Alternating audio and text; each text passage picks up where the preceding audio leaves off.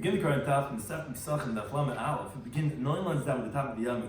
We continue the discussion of the previous Daf regarding the machlekes of Abai and Rava. We say that a Balchayv, when he's goiva, when he collects from the karka, is it mikan alaba, is it from here on, or is it lamafreya? And we'll see as how that relates to the halacha of our Mishnah. Shiur's corresponds because of Necheskel to anytime Daf Chaim.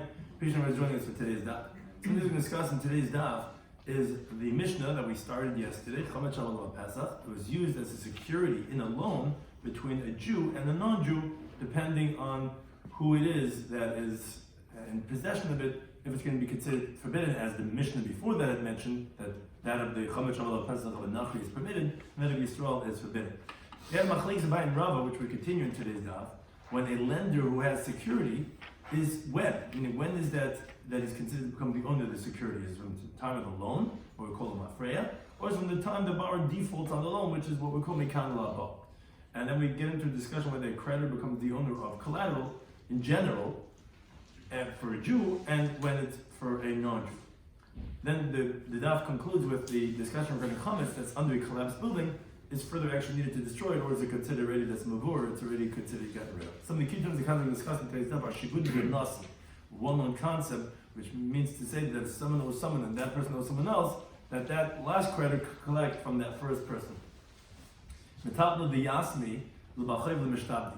Although that there could be a lien on a person's property, but from the orphans, there's no lien on movable items, only on karka. That's what's called it's called the items of achrayis. And Balchem Kadamashkin is the concept of that a creditor, he acquires the collateral, he owns the collateral, and we'll see how that relates to today's Daf. So again, just to quickly review, we had mentioned in the Mishnah that a non-Jew that lends Yisrael al chametzai on the security, he went and took the Jew's chametz after Pesach is permitted to have a nah, because the chametz is considered to belong to the nachri the entire Pesach, although it was the Jew's chametz, but it was by security with a non-Jew. And the same thing is true as the opposite. If the Jew lends the non-Jew on the non-Jew's chametz after Pesach, then the asman number because it's considered to belong to the Jew the entire Pesach. So we introduced in the previous daf a machlekes Abai and Rava. Abai said, Balchayv the creditor, Mafrehu goiver, retroactively he acquires it, and therefore he may sell the security or give it to Hekdesh from the time of the loan, and he can't back out once he gets it. Rava said that no, Balchayv mikan la'bahu goiver, he only acquires at the time of the default. He had no right to sell or make it to Hekdesh before that time, because it's considered owned by the borrower. If the borrower would have wanted, he could have paid him up with money and not given him the land. That's where our Gemara continues and asks, now 2 questions on Rava's opinion, that it's only mikan la'bahu goiver. Says the Gemara, did Rava really say this idea? That the Baal Chai, when he collects this lien on the land, it's only mikan la'bahu, it's only from here on. But we're going to show a contradiction, seemingly from Rava's own opinion.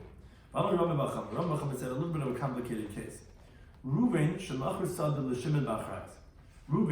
sells a field to Shimon with insurance. Meaning, what is Shimon concerned about?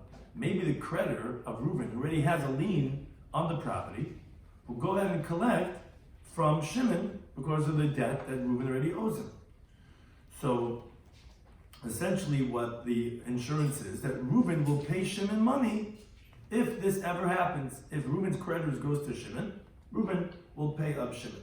And as Rashi points out, that Reuven didn't have any more assets besides this thing of insurance, that he was guaranteeing that money. He had money, there's nothing else to collect from besides that money that he has and what he gave to this field to Shimon. Okay, so he sold this field to Shimon with insurance. Now, it was a kafin love b'milva. And the thing is that Shimon didn't have money to pay, when he bought the field from Reuven, the amount that they had made up. So what they did was they wrote a deed, and he made his assets, Shimon made his assets responsible for the payment for the field, but he never paid for it. So what happens is that's like who's kafin love b'milva, that's like a loan now. Now Shimon owes Reuven money for the amount of the sale. Umeis Reuven, and then Reuven, the seller, died. Now, the Reuven. Now, it was true. There was a previous creditor of Reuven who came along, the Tar's name is Shimon, and he came to collect the field from Shimon because the debt was owed to him previously, and Shimon had never given the money to Reuven for the field that he quote unquote bought, not to Shimon, not to Reuben, not to his orphans. Now, the story continues. Shimon Now, Shimon came and appeased the creditor of Reuven, Bezuzi, with money. Meaning, with that money that he owed Reuven, because he never paid him for the field, he used that money to pay up Reuben's creditors. Tracy points out that's the chiddush that we're saying, that even though he gave money, you can't say that the money that I owed your father is what I gave to him, as we'll shortly see. So he gave the money to the creditor of Reuven. Says the Gemara, says Rabbi Bachamam, Dinu. He gave money that he paid back the loan. What? He paid back the loan. We'll see that. We'll see in a moment. That's part of the discussion. That's place says that that's the chiddush that's not. Dinu. So the law is that even though their father accepted responsibility, insurance of this sale, even so, no. The Asu b'nei Reuven v'amri leila Shimon, the sons of Reuven could come along and tell Shimon, no, Anan, us, mitaltele shavak oven gabach, our father left you alone. Alone is a movable item. You only responsible to us monies. You should not have given that money to the creditors and not have held on to because of the insurance of your sale. Why not?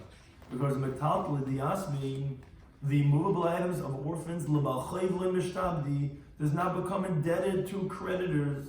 We only say by the land of orphans that there we say that the creditor could collect it in the debt of the father, because when the father was still alive, the shibud collateral, the liens are only on land, not on movable items. So a money which was not around at that time, which is the money that you owe our father, which wasn't around then, you didn't give it, the shibud was not chal on that. It didn't take effect on that. And now when you are giving the money, the father, the life is not around. And for the owners of the monies, which are the orphans, you never lent at all. So there was never anything here that was owed to this creditor, because there was no land. The fact that you went and paid him up is your own loss. Now, we don't have to give you any insurance because we didn't have any land from our father. So, to the contrary, you owe us the money, you never paid us up. Who are you going paying up this creditor? We would never have to pay him. We didn't have any land. And that money that you have is still owed to us. So that's what Rabbi Bachama says, that Shimon would still have to pay the Yisrael what he owes them. What is with the money of the fields? What was that money for? What is that money? So what did he do with it? Mistake. Exactly. Just like no, he thought maybe that he's going to pay up the creditor, and then he'll be able to hold on to the field. And then I say, look, I paid up already, and then you guys let me keep the field. It's not true. Who are you paying up? We lost that money that you paid the creditor. We wouldn't have to pay the creditor. So he's still. It's like without. Yeah, similar. Rashi goes a little bit more specific, but yeah. So that's what Rabbi Chama says. Now, the case continues. But Rav suggested, and he said, and we're asking on Rav, he says, wait a second, if the Shimon is intelligent, he's going to claim and he's going to tell them that, okay, you're saying I owe you money? I don't have money to pay you up the loan that was made on the original sale, which I never paid up. I only have land. I'm going to give you land for the debt that I owe you. So Magilu Ara, he's going to let them collect land from him. And then he's going to go ahead and collect it from them because of the insurance of the sale that he got from their father, which now when they're collecting land, retroactively it's revealed that they didn't only have metaltalin from their father. They had karka from their father because this is a debt from their father, the land. And therefore, he can go ahead now and collect that land from them, which is responsible for the insurance that he owed them. So he'll be able to get his money back by paying them in land and getting the land back. And the reason why he could do this, because Amar of Nachman says, Yisraelim should go bukarka b'chayvas aviyim, orphans that collect land in the debt of their father, meaning that the father is owed money. They collect land, so b'chayv, a different creditor of their father, could be chaytz v'goyv oisim can now go ahead and collect that debt from them. Obviously we say that when they take land in their debt, from the moment initially that the money is given, it's acquired to the person. And this, if you're realizing, is going to be the question on Rav himself. Says the Gemara, if you're going to say that it's retroactively revealed that this land was always acquired by their father, that was collected for the debt that was owed to their father. So we can understand why another creditor of their father could go out now and collect from them, because the command of government, it's like they already had this land from the time when their father was still alive, because it's all because of the money that the father had lent someone, a debt that's owed to him.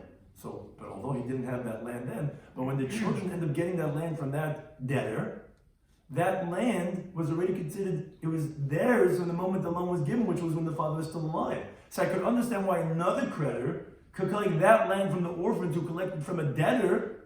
How could they get it? They didn't have it when their father died. No, it's retroactive. And that's how Abaye holds.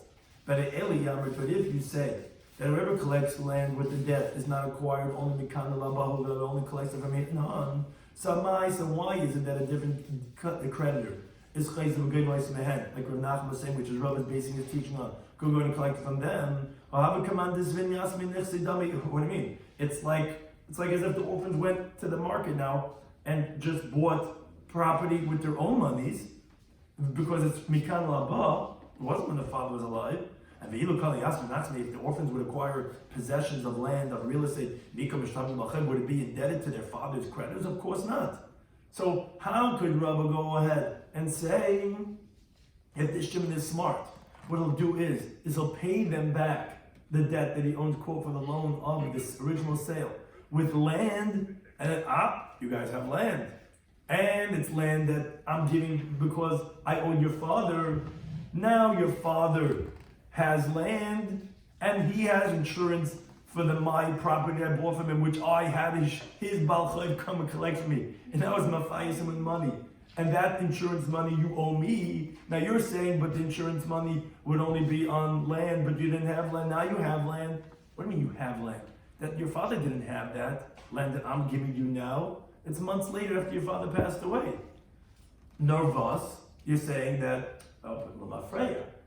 You're saying that, but the land that I'm giving you now is like, it's as if your father had it, because I owed your father this money before he passed away, when the sale was done. Now it's the Mafreya Gaiva, but Rav himself says Mekan Labahu Gaiva. How could he say this halacha?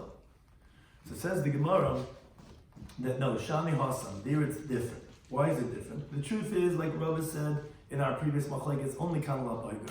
The collection is only from here on. This that Rav Nachman says in general, that a creditor could go ahead and collect from them, is because the amalahu is because the creditor tells the orphans, from who are you coming and collecting this land? It's because of the shibud, because of the lien of your father. That's how you're collecting from this guy. So then, just like this land that was indebted to your father from the borrower, which he borrowed from your father, so then it's also indebted to the credit of your father. That for me, that I lend your father money and I'm his creditor, whoever owes him owes me. Why? That's what's called Midrash Nasan, from the teaching of Rav Nasan. So therefore, my shibud was on that too, even by the borrower who had it in his domain, even though it wasn't even by your father. That explains Rav Nachman, which we're going to shortly quote. That's the teaching of what's known as shibud Rav Nasan. So therefore, just like you're able to collect when your father did, I'm also able to collect. Now, what Rav's chiddush is that much more interesting.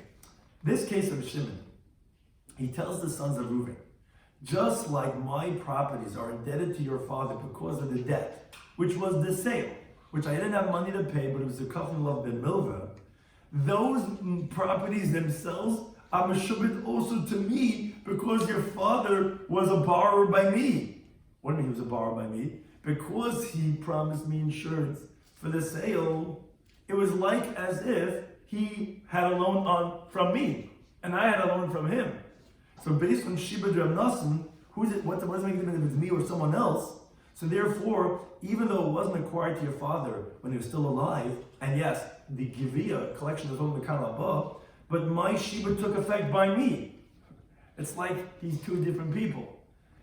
I owe your father, but your father owes me. So from the halach of Shibud Rav Nasan, it's like as if I was a third creditor who Rav Nachman said could collect because of Shibud Reb Nosson. What's this halacha? The Tanakh in the Brisa. Nosson, he says, how do we know that if A owes B, and B owes C, that C could collect directly from A? It's based on the passing of Midbar. The Nosson Lasher Ashamloi. He will give it to the one that he's Ashamloi, that he's guilty to, that he's owes it to. Now, as Rashi points out, it doesn't say Lasher Noishabai or Hilveyabai. It doesn't say to the one that he borrowed from. It says Lasher Ashamloi, which Asham actually means the principal, the one that the principal is owed to. As the Gemara Baba Kama says, Asham is the carry. So, what that means to say is that if A owes B and B owes C, then A owes C. And C could collect direct conveying. That's one from the pasuk of Asher Shamloi, to the one that the principal belongs to.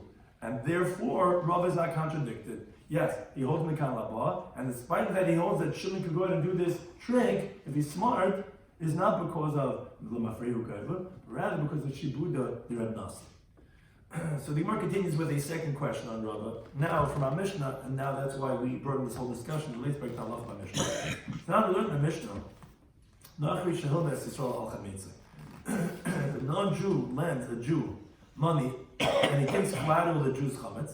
Achar Pesach Mutbana. So after Pesach, that Jew's chametz is permitted to have benefit. Now the Gemara assumes right now is when the chametz of the Jew was not given over to the non-Jew. Rather, just that there was a lien on the Jew's chametz, like all loans. If I don't pay till that day, come to my house and collect that chametz. Says the Gemara, if you say like Abaya, that you collect retroactively, no, we understand why the chametz is permitted to have no, because when he defaults on the loan, turns out retroactively there was always a chametz of a non-Jew, so then it's permitted to have a no. If you say like Hamabog, if you say like Rava, that the collection is only from here on, why is it permitted to have benefit? Because he was in the domain of the Jew throughout the become to Pesach. Says the Gemara, like we already explained from Rashi in the Mishnah, that the Jew went, not only did he owe it, did he make the collateral, the chametz, he put it into the house of the non-Jew over Pesach. Now, the Gemara still assumes right now that the reason is because it had the halacha of a mashkin, of a security, and that a malchayiv is kind of mashkin. The creditor, the non-Jew, will acquire the mashkin. We'll see that that's going to be shortly debated, but that's kisher rina. It's like the reason why is because we're going to shortly see this halacha of Yitzchak that a creditor acquires a mashkin. So the Gemara assumes right now, okay, so the non-Jew not only was it by him, but he actually acquired it, and therefore it was his chametz. And therefore it's going to be permitted. But the Gemara first goes back now and says, let's say that Machlek is Abai and Rava, if a Machlek is Makama Bahu Ged or Mafreya, is a Machlek is Tanai. As follows. The Brisa says, Yisrael Shehil L'Nachri Al Chametze. If a Jew lends a non-Jew money on the chametz of the non-Jew before Pesach, Lacha Pesach, after Pesach, it doesn't violate if he has benefit from it because it was the chametz of a non-Jew. Meir says later that no, he does violate Chametz Shabbat Pesach. Says the Gemara, my lab, isn't it talking about weird that he did not deposit the Chametz by the Jew? And this is what they're disagreeing about. The Marsa Meir held like a Abaye Lamafrehu, you collect retroactively, and therefore it was in the property of the lender, who's the Jew, and therefore he's going to violate. Umarsa the Tanakama, like Rava. No, only collects from here and on, which there's none in his property. Even though it was owed to me, it wasn't mine yet, and therefore the non-Jews never going to be permitted.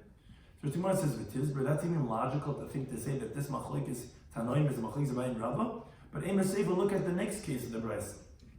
Next case says the opposite. Of Nachri Shebel Yisrael Al Chametza, I mean the opposite case. The non-Jew lends the Jew on the chametz of the non-Jew, meaning collateral on the Jew's chametz. After Pesach, according to everyone, you're going to violate. Says the Gemara, why? But if the reason of the machlek is because is it lahaba or the mafreya? The shiur said the machlek is in the opposite, not to say that they both agree that you're going to violate. In the first case, whoever said that you're not going to violate, should say that you are going to violate because you're saying it's not in the property of the lender, it's in that of the borrower, and the borrower here is the Jew. And the one who says over there that you are going to violate, Obviously, you see that you go retroactive. So you should have said that you're not going to violate because at the time of the loan, it is in the property of the Nachri, who is the lender, and therefore you don't violate. Why is saying over here that everyone would agree that you are violating? So Ella rather as you continue to base, Hachma skin that says the Gemara, no. Obviously, you can't say the Machlekes Tannaim is Machlekes Ba'Yirah, because the Seifa doesn't make sense. Rather, Hachma skin what we're talking about in the Reisha and the Seifa is Kagoy Sharia. It's like we explained in the previous question, where he deposited by the lender. But as if he didn't deposit it, then Rashi points out that everyone would hold like Rava, that Rabbi Makama Bahogev that would collect from here on. But here we're talking about where he deposited by the lender. Oh, so now the lender has that collateral, and the Machlekes is in Rabbi Yitzchak Talacha. Rabbi Yitzchak said, but we don't know that a creditor should kind of mashkin, that he actually acquires the security all the days of the loan. The mashkin is considered like it's owned by him. And Rashi explains that what that means to say is that if there's an oinus, he's liable for oinsin, where he's not like shamachinim, not like shamasach, who are exempt from oinus. Rather, it's totally in his property, and it's totally in his obligation to watch it. It's like his. Shnemak, it says a pasuk in Devar. This pasuk is talking about returning a collateral to the borrower who needs to use it. The Torah tells you, return to him the collateral when it's nighttime, when it's morning time, depending on what you have from him, and Hashem will bless you. And the pasuk says that to you, it's going to be considered as charity in front of Hashem your God. Now, if you say that the lender requires the collateral, so there's charity by this, that he's giving the borrower the blanket to sleep with at nighttime, because he's lending him something that's really his own. It's like he's giving tzedakah.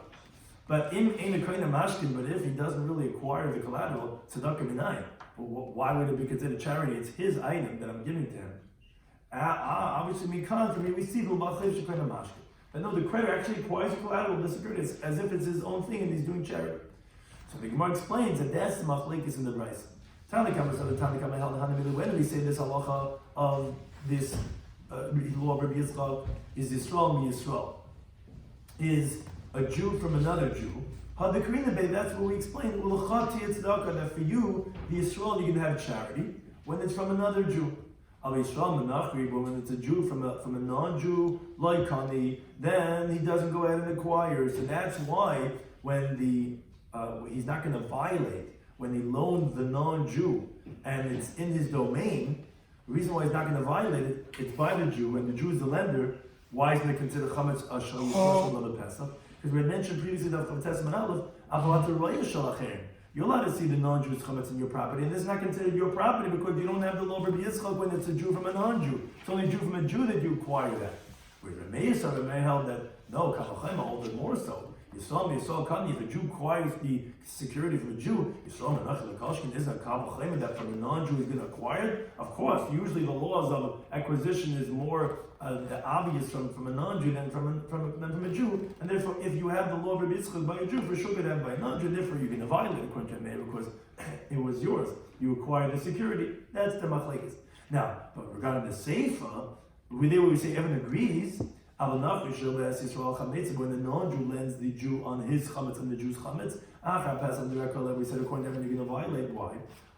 There for sure, the pasuk doesn't say anything about a non-Jew acquiring the security. It's stuck in the Jew. He acquires the security. The non-Jew will not acquire the security, and therefore, even though it's by the non-Jew, therefore it's going to be the chametz of the Yisrael, because the non-Jew doesn't acquire the Yisrael. Pesach is going to be aser b'hana. Now, the Gemara asks from the halacha of our Mishnah what we just said. It's not the learned our Mishnah. The non-Jew lends a Jew money on the chametz of the Jew. Our Mishnah says that after Pesach it's going to be permitted to have anah. So the Gemara says, although I understand that we had asked on Rava from our Mishnah that he held that you could collect only from here and on, which we had said, wait a second, if you can only collect from here and on, we had asked that it should be chametz of the Yisrael and it should be asa b'hana, and we had answered, the harinu etzloi, no. The reason why when the lender is non-Jew, that the reason why it's permitted after Pesach is because we had deposited by the non-Jews, by the Rishus of the Nachri, so therefore he said it's going to be mutter acha Pesach. That's what we already discussed in Aleph.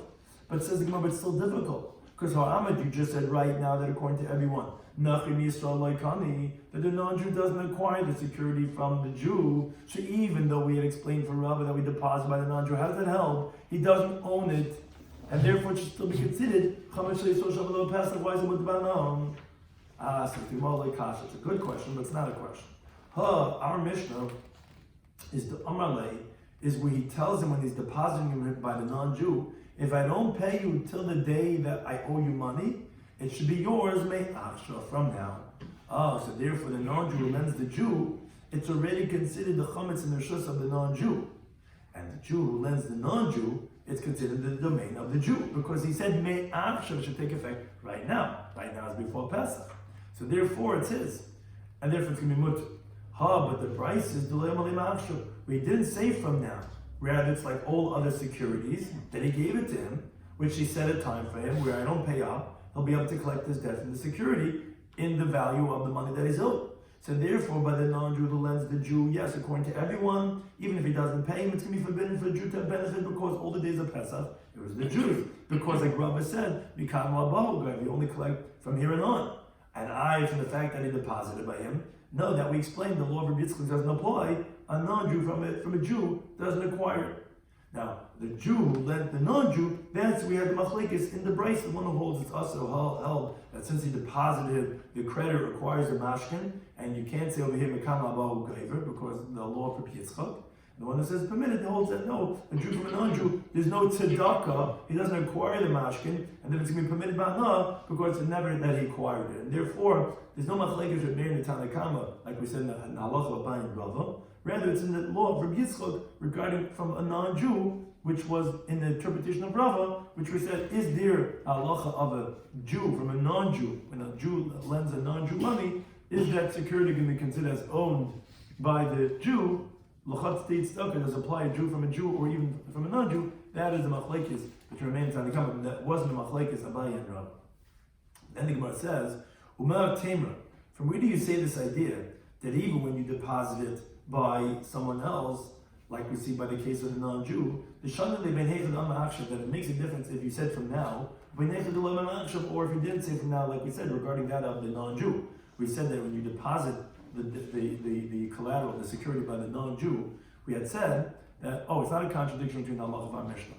Because our Mishnah told we said me'achshav. The price that says us is well, you didn't say me'achshav. Really see such an idea. Time like in the Bryce said, Nachu shehirin pas purni. A non-Jew who deposited this large bread, which was baked in a large oven, like our ovens, which, because in Talmudic times, their ovens were small and movable, and their opening was on the top, and they would just put the dough on the walls of the oven, where they would only bake small breads. But the reason why we're picking these big breads is because it's just a normal way, since it's a very significant loaf, that they would use it as collateral. But be that as may, the non-Jew deposited this large bread, Eitzel Yisrael, by the Jew over Pesach. Eina Ivory doesn't violate from Pesach al Chametz Shabbat the Pesach. Why? Because this Tana holds a Jew from a non-Jew does not acquire the mashkin, like the Tanakama of Reb Meir, who we're going like, that held that you don't have the law of Yitzchak from a non-Jew. Now, but he got ticha, but if he says, it reached you, then Levitin is going to violate for the Chametz of Pesach. It says, why? How do we understand that if Higaticha doesn't mean from now, so what does it help? Even without Higaticha, when he reaches the time he doesn't pay, he's going to take it with his debt. So what's the difference? Rather, what we can infer is that the word Higaticha means from now. If I don't pay you until that day, then he's going to violate, and even though, let's say, it didn't reach that time, but maybe if it would reach, you wouldn't pay, would come out that it would violate retroactively by Yerah. That's why we're saying that he's forbidden to do this. Kashani Heichad Damalim typically he tells him from now, Leichad Damalim he doesn't tell him from now. Shemamina, that's obviously the chilik that we see between the Bryce and our Mishnah, that we see over here the difference between the Gaticha and when it doesn't say Gaticha is this halacha of if it's going to take effect now, only Mikan Lava. We continue we conclude these halachas of depending whose chametz it is, like we said, if it's prohibited because of chametz of Pesach, the Gemara concludes with a brayse that relates to this. Remember when the brayse, Chanosh al Yisrael, let's say it's a Jewish-owned store. Umalai, and the merchandise, the bread and the wine that's sold inside the store, is also Shal Yisrael. It's also from a Jewish store. But there's non-Jewish workers who come in and out and working there in the store. Chametz if you find chametz in the store after Pesach, asabana, prevent that benefit. We don't have to tell you that it's forbidden to eat it. Why? Because we don't say that maybe it fell from the workers. Rather, we say that it was the merchandise, and the merchandise was from the Jewish store, and therefore if we find chametz after Pesach, that's going to be asabana. And same thing is in reverse. It's a non-Jewish store. And it's non-Jewish merchandise. But the workers there are Jewish, they're coming in and out. Chametz if you find chametz after Pesach, it's permitted to be eaten. And I don't tell you that it's permitted to have benefit, because we say that's the merchandise, and which is owned by the non-Jews, and that it wasn't from the Jewish workers. Now we turn to halacha, the next Mishnah, which continues on the laws of biur chametz, of getting rid of chametz. It says the Mishnah, chametz shenafal al ma'payos. If you have chametz, that a pile of rubble fell on it, a wall collapsed on that chametz. Says the Tanakh, it's like you did biur chametz, like it's already erased, like it's gotten rid of. He says, he says, no, it has to be enough that a dog can't dig after the chametz. Now, Amar Chizda, he makes an important qualification. He says, but you still have to do bittul. You have to say kol chamir. You have to nullify in your heart. The reason that is because the pile might get uncovered on Pesach, and then it's going to come out that you're going to violate it when you have the chametz over there. Now, Tanu learned the Brisa explaining the opinion of Rishon Gamliel. Kama chafisas hakel. How much is it have to be buried that is considered not that a dog could dig after it? Shleisha tvachim. A dog still digs up to 3 tvachim. Now, related to this, only Rabbi Achad, Rabbi Yisrael Ravashi says, Hadam Shmuel. This that Shmuel says, kesafim, monies that are deposited by a shomer, by a guardian. Einam shmir b'karka. The only way they're considered protected is if they're in the land. If you didn't put it in the ground and they get lost, it's considered a negligence by the one who's watching it. He's going to be liable because the shemachim, even who's watching for free, is liable for pshia. So this that Shmuel said that monies are only considered protected in the ground. Me being shleisha tvachim, I like. Does that also have to be buried 3 tvachim in the ground or not? So he says no. In our Gemara over here regarding chametz is because of the smell. The dog smells the chametz and he digs after it and he takes it out. That's being a shleish tvachim. That's why you need to have 3 handbreadths. There it only has to be covered from the eye that people don't see it. Doesn't need 3 tvachim. It says so how much does it have to be? From this place called Sichra, he says tefach has to be just a handbreadth, but it does not need to be more than that. Something to discuss in today's Daf Pesachim Daf Lamed Aleph was a machlekes Abai and Rava, as we said from the previous Daf, regarding the Baal Chayiv. Does he collect Lamafreya or is it Mekan Laba? And we said in the previous Daf regarding, let's say, if the lender had already been makdish or he sold it before he got it, is it retroactively going to be that it was a sale or not? Now the question is, Rava was the one we quoted that says Mekan Laba. The question is that Rava himself said this long, complex case. Reuven sold a field to Shimon with insurance. Now Shimon didn't have money to pay when he bought the field. It was actually became a milva. He owed the money to Reuven for the sale. Now, Reuven passed away. Shimon went and he appeased the creditor of Reuven, which was the reason why he got insurance, in case one of the earlier creditors are going to take it. The creditor came to collect from Shimon. Shimon liked this field. He didn't want to lose this field. He said, okay, I'll pay up the debt that Reuven owes you. Now, Rami Bachama says, the sons of Reuven could tell Shimon, we are Yisayim, we're orphans. Orphans are not indebted, their monetary or movable items are not indebted to creditors, only karka. We didn't have karka. Your money that you owe us was not mishubah to the Baal Chayiv. The fact that you paid this guy up, it's your loss. No one asked you to do that. You still owe us the money. And therefore that's the law. He still has to pay them the money. On this, the problem was Rava said, if Shimon's smart, what he could do is, he'll go ahead, pay them with land. Oh, you do have land. Okay. And I'm going to collect. And well, how does that work? Because Rav Nachman had said that when the orphans collect land from their father's debtors, which is what Shimon is, then Reuben's creditor could go ahead and now collect from the orphans. Now, if you say Mikan Labahu Gaiva, well, what does that have to do with anything? They're getting it right now. So it's like the orphans buying land, that's not meshubit to their father's death. Says the Gemara, no. Because there, it's meshubit to himself from the shibud of the Reb Nassim. Because what happens is that land that's meshubit to Reuven is meshubit to Shimon himself. Because Shimon had two roles that he played. He was a lender and a borrower of Reuven. So his own land is meshubit to him, meshubit to Reb Nassim, and therefore that's what Reb said he's able to collect it, but not because of that lamafreiru gave. Let me ask the second question to Rava from our Mishnah. Our Mishnah said if a non-Jew lends a Jew on the chametz of a Jew after Pesach is permitted to have an what do you mean? According to Rava, you say mekan lo abahu gaiva, that means they throughout Pesach was in the rishus of the Yisrael. So how did that help that there was collateral? He only collected, but afterwards, don't say lamafreiru gaiva. So the Gemara is talking about where he deposited by the non-Jew, and therefore says deposit by the non-Jew, therefore is considered the non-Jew.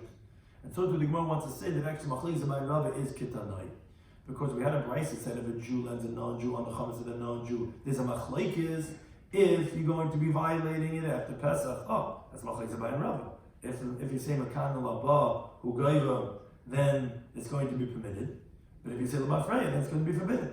So the Gemara, no, you can't say that because the sefer, and when it says the opposite case, it says that everybody holds going to be gaiva. If it would be dependent on contingent on the Bayam and Rava, it should have been the opposite. Rather, the Gemara says what you have to say is that it was deposited by the non-Jew and by the Jew and by the Jew who's the lender. And the machlekes is in the halacha of Rabbi Yitzchak, who says that in general a creditor acquires the mashkin. Yeah, is that specifically only when a Jew borrows from a Jew? But let's say if a Jew lends from a non-Jew, when he has the chametz, the security of a non-Jew.